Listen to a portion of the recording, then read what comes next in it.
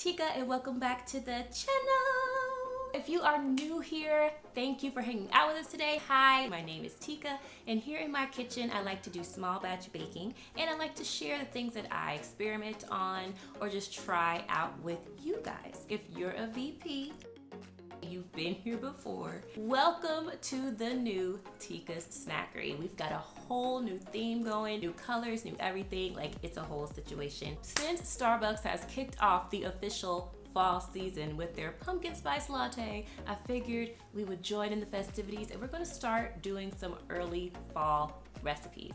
So the first recipe I'm gonna share with you guys today is my apple pie filling. This is not just a filling, it's a filling, it's a topping, it's a snack all by itself. It is good. We're definitely gonna take this recipe and we're gonna add it and modify it for some other recipes, and it's gonna be so good. So keep this, you want it, and stay tuned because we're gonna be making so many delicious fall treats. So are you guys ready?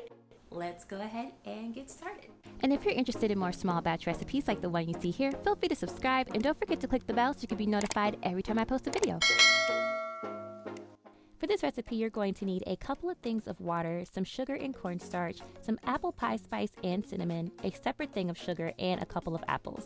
I like to use a Granny Smith apple and one Golden Delicious apple. I find that Golden Delicious apples have this nice, crisp sweetness to them, but they do not stay massively hard when you bake them down, but they also don't get super mushy, and I don't like my fruit super mushy. I'm also using a Granny Smith apple because I do like that nice sour tart flavor, and I feel like it marries well with the sweet crisp of the Golden Delicious, and this apple will hold up when it's baked.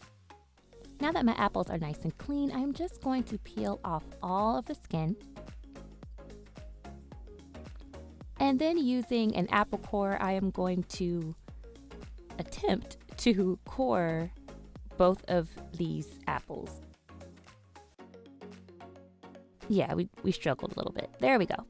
And now that I have all my pieces, I am just going to chop these up into nice itty bitty chunks. I want them to be nice and small so that they fit well in other recipes, and this looks great. So now I'm going to move on to my slurry.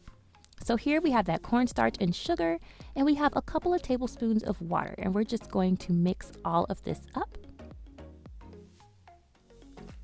And once it's nice and creamy, then we can go ahead and head over to the stove. So I have a saucepan here on medium heat, and I'm just going to go ahead and add in my sugar and my water and my spices. I'm going to let this come to a roaring boil, and then I'm going to add in just half of this slurry. I don't want to add in too much at one time because as you mix, it will get really thick.